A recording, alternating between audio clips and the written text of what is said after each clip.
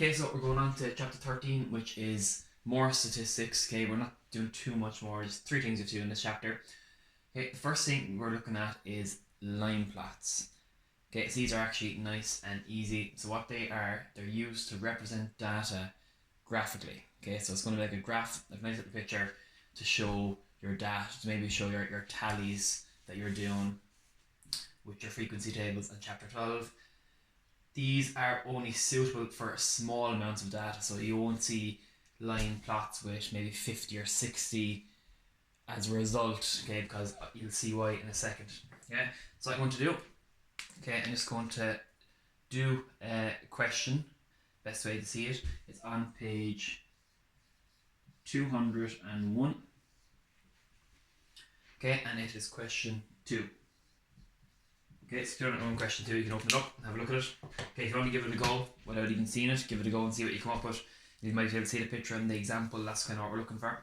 So what it says is the table below shows the grades John got in his tests. So he has A, B, C and D, and he has different grades and how many he got. You should draw a line plot to show the grades he got. So what a line plot is, okay, whenever you see the word line, okay, that's like your hint. You just draw a line to start off with. Okay? Okay, so for John, okay, on his exams, he either got an A, a B, a C, or a D. Okay, so I'm going to zoom down here. So this is going to be his section for A. This is going to be his section for B.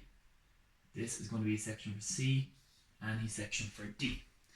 So what I'm going to do is I'm going to look at the table. For his A, so it says his test A, he got 2. So it looks like this. So I'll draw it. So it says test A, B, C, D. So this is the question up here, just in case anyone doesn't have a book. Okay, and it says grade, and it has 2251. 2251. So we can see from this, John got 2 A's, 2 B's, 5 C's, and 1 D.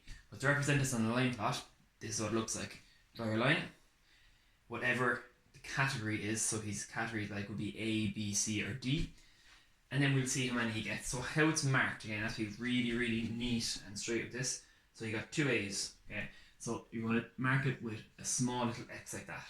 If I left it like that, that means he got 1 A, but he got 2. So I'm going to go in a straight line, nice and neat, show he got 2 A's. That's how it's represented on a line plot. Same thing for B. He got 2 A's. Now really, really important, they have to be in line going across the way. Okay, because you can see now from this that they're the exact same amount of A's and B's because they're perfectly in line. Whereas if you weren't neat, if you drew X's like this, he still got 2 B's, but it looks like he got less B's than A's because they're not in line. Okay, so you have to make sure that they are perfectly in line. C, he got 5 of them. So again, I'm going to keep them in line. My first one is in line. My second one is in line. You got 3, 4, 5. And D, he only got 1 D. Okay, so that's how it looked like on a line plot. Okay, and it's nice and easy to see rather than just looking at numbers. The graph shows that you can see very clearly that he got way more C's. He got 1 D, so he's not too bad. He's kind of getting C's or above for the majority of the exams, and it showed that he's getting A's and B's as well. Okay, but he's mainly getting the C grade.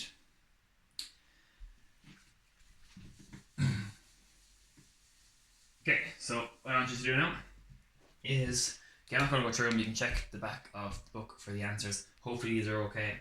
On page 202, question, so give question 3 a go, and give question 5 a go. Okay, so do question 3 and question 5. Check the back of the book, have a look at the answers. I'm going to do a live class soon enough, so if you have any questions, just make note of them and you can ask me in the live class. Okay, so give them a go.